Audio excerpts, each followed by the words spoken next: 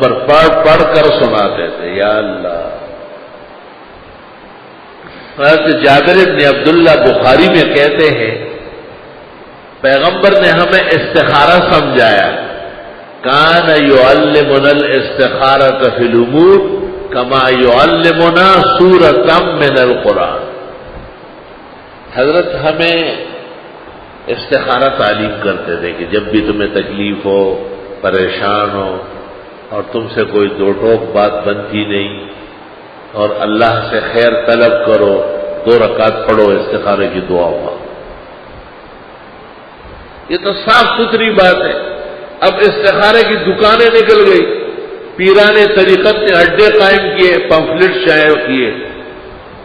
قرآن کریم اور سنت نبوی کی روشنی میں اس عاجز اور فقیر کو اس بات کا ثبوت نہیں ہوا کہ کوئی کسی کے لیے استخارہ کر سکتا ہے. یہ غلط بات ہے. کوئی کسی کے لیے استخارہ نہیں کر سکتا. یہ سب ڈکوسلہ بازی ہے. جس شخص کو حاجت ہو امور دین و دنیا کی، وہ خود 2 رکعت پڑھ لے اور استخارہ کی دعا مانگے. اس میں کیا پیچیدگی ہے؟ استخارے کی دعا عربی میں مانگنا بھی ضروری نہیں ہے. ہر شخص اپنی زبان میں مانگے کہ اللہ آپ جانتے ہیں میں نہیں جانتا، آپ قدرتوں کے مالک ہیں، میں عاجز و مسکین ہوں، یہ معاملہ میرے درپیش ہے، میں اس میں 2 ٹوک فیصلہ نہیں کر سکتا، آپ میری مدد فرمائیں.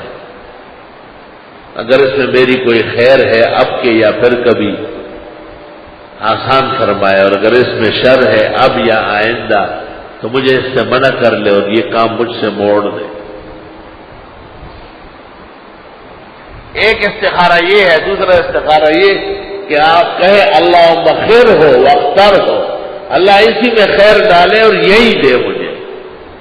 انکان و انکانا ضروری نہیں ہے. بس ترمذی شریف جلد ثانی میں یہ استخارہ ہے. مجھے برادر مکرم حضرت مولانا مفتی نظام الدین نے کہا رحمہ اللہ کہ یہی تعلیم کیا کرے لوگوں کو، یہ زیادہ بہتر ہے. بھائی جب آپ کو شرح صدر ہے اور آپ یہی چاہتے ہیں یا اللہ اس میں خیر ڈالے اور یا اللہ اس کو آسان فرمائے. ما خاب من استشارہ وما ندم من استشارہ. جس نے استخارہ کیا کبھی ناکام نہیں ہوگا، اور جس نے دوستوں سے مشورہ کر کے قدم اٹھایا کبھی شرمندہ نہیں ہوگا. ما خاب من استخارہ وما ندم من استشارہ. الاستخار طلب الخیر من اللہ.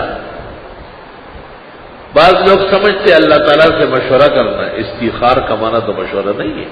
استخار باب استفعال ہے، طلب الخیر ہے، اللہ سے خیر مانگنا ہے. اللہ تعالیٰ سے مشورہ کیسے کرو گے؟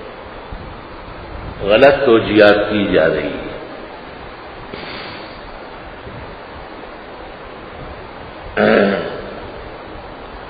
یہ بات میں نے اس لیے کہی کہ ہمارے بعض دوستوں کو اور بھائیوں کو، خاص کر جو دوسرے حضرات تشریف فرمائے یا بیویاں، وہ اچھی طرح سمجھ لیں. یاد رکھنا جن کاموں کا ضروری یا پسندیدہ ہونا شریعت میں ہے اس میں استخارہ جائز نہیں ہے. آپ استخارہ کرنے لگے کہ میں اس سال روزہ رکھوں یا نہیں، یہ آپ کا اختیار ہے. آپ استخارہ کریں کہ میں آج ظہر کی نماز جماعت سے پڑھوں یا نہیں، یہ کوئی بھی استخارہ ہے.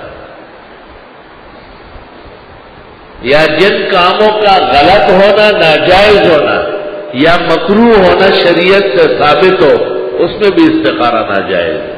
وہ تو پہلے سے ناپسندیدہ ہے، آپ کو کرنا ہی نہیں ہے وہ کہ میں جھینگا کھاؤں یا نہیں. جھینگا مچھلی نہیں ہے، حشرات الارض کیڑا ہے. اور فقہ حنفی کے مطابق حرام ناجائز، مکروہ نہیں. مکروہ تو یہ تو چور بازاری ہے. اس طرح کھلانے کے لیے مکروہ نہیں ہے، حرام ہے. مولانا رشید احمد گنگوئی رحمت اللہ علیہ نے فتاوی رشیدیہ غالباً 154 صفحے پر لکھا ہے جھینگا حرام اور ناجائز، دونوں لفظ لکھے، حرام اور ناجائز.